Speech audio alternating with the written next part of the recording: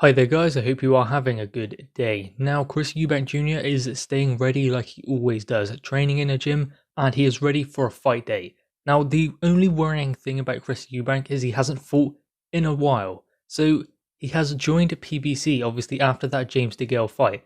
That was a 3-fight deal. He's had James DeGale, then Korobov, and he hasn't fought since then. So that is kind of worrying for Chris Eubank. I know that he stays in shape, and although he is 31 years old now, time isn't necessarily on his side, but then again, time isn't ticking away for him either. He's in between, so he still has probably a good 5 or 6 years in the sport of boxing if he looks after himself, which he will because we know that he does that. So ultimately, Chris Eubank Jr. does need to get a fight sooner rather than later because activity is the most important thing for a boxer. And especially fighters like Chris Eubank Jr., who is looking to change things up a little bit. So he wants to work on a few different things in the sport of boxing. Go back to the basics, footwork, head movement, those type of things that he will be learning under Roy Jones Jr. Things he says he's picked up since being there just for the last few months, more so than he's done during his whole career. So Chris Eubank Jr. at the moment needs to get back in the ring, but there doesn't seem to be any fight date for him. There was talks of a potential Canelo fight, which was only really rumoured from Chris Eubank Jr. himself saying that he wants that fight and he was calling for it, but that didn't happen because Canelo will likely fight Callum Smith now. So who is he going to fight? There should be a big fight on the horizon for someone like Chris Eubank Jr., but that doesn't seem to be happening.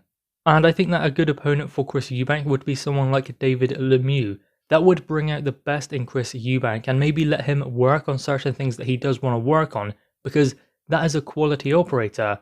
Not elite level, but someone who would definitely give him a run for his money. So it would be interesting to see how he got on with a fighter like that.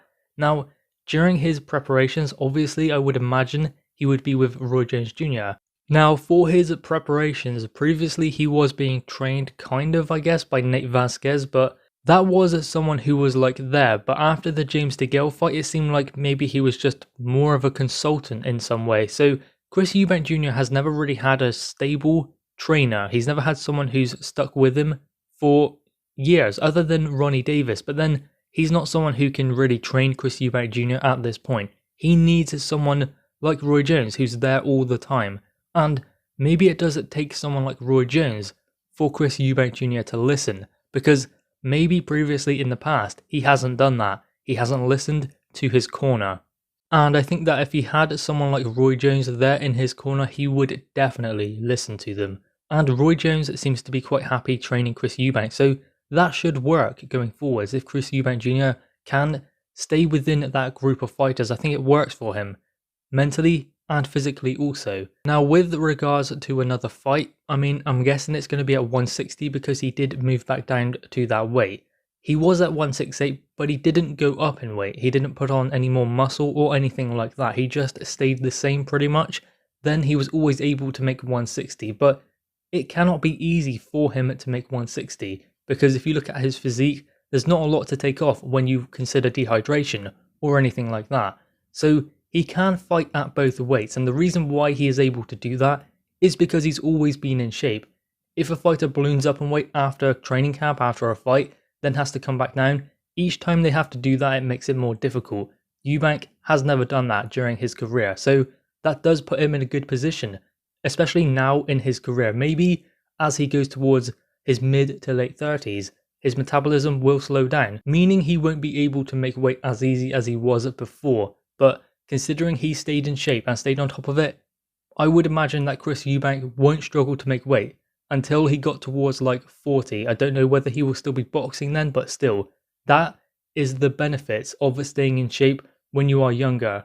And of course, I'm not saying that Chris Eubank Jr. is old, because he's not, he's 31, so he is still very young when you consider the fact that he could continue until 38. So if you consider that, he still has 7 years in the sport of boxing, so he is still young. Can he learn new things now though? Because he turned pro around 22, 23. So he has been a professional for 9 years now, which means that he's picked up certain things and certain habits that will be very difficult for him to rectify at this point in his career. Those habits are there, and obviously he was learning how to box and getting better with that aspect of the sport.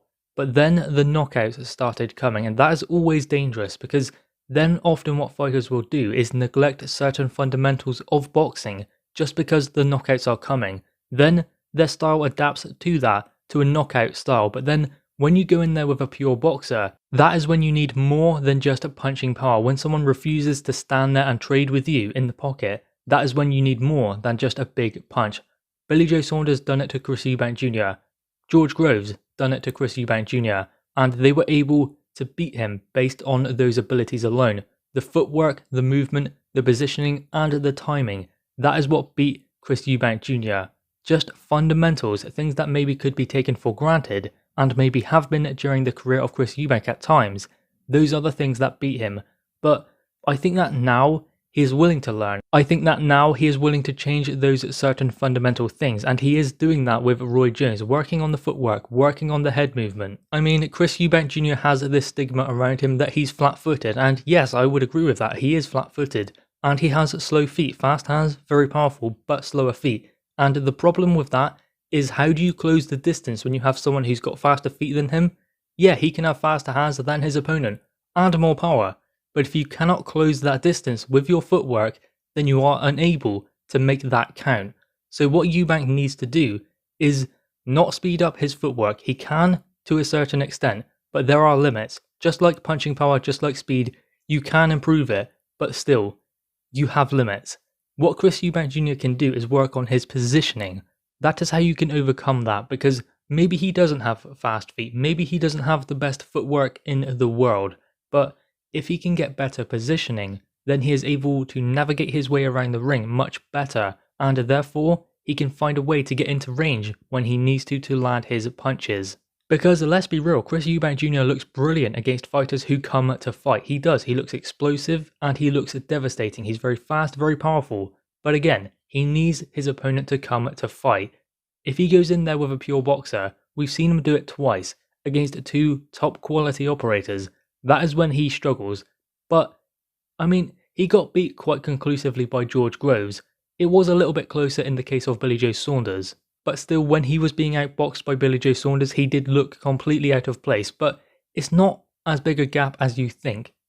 Chris Eubank Jr. has to change a few fundamental things to bridge that gap. In boxing, it is about those adjustments. It's sometimes a subtle difference that can cost you losing 10 rounds as opposed to losing only 3 or 4. That can be just one subtle difference, one subtle change, and that can bridge the gap. Look at Anthony Joshua versus Andy Ruiz Jr. In the first fight, Ruiz was winning rounds. In the second one, he could not win rounds. He won 1 or 2.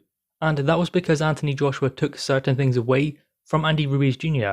Ruiz was someone who is similar to Chris Eubank. Fast hands, good power, but slow feet. So Anthony Joshua made the footwork count. And therefore Andy Ruiz Jr. was unable to land any punches of significance on Anthony Joshua because Joshua did not allow him to get that close. Meaning Anthony Joshua was controlling certain fundamentals of the fight. He did not change huge amounts, but he did change subtle things, and that made all the difference in the fight. So as you can see, it is sometimes about subtle adjustments and keeping it simple. Sometimes it can be made too complicated. Sometimes it's more than just slip the jab, step to the side, come under the right hand, and stuff like that. It is more simple than that sometimes. I mean, obviously you want those certain things in place. Chris Eubank Jr. used that to his advantage in the James DeGale fight. He really done his homework on James DeGale. But still, you could see there were improvements that needed to be made for Chris Eubank Jr. and hopefully he is working towards that. He does not yet have an opponent. And I hope that we get to see him back in the ring sooner rather than later. Anyway, guys, what are your thoughts on this? Make sure you leave your thoughts in the comments below, leave a thumbs up, and subscribe if you are new. Thanks, guys.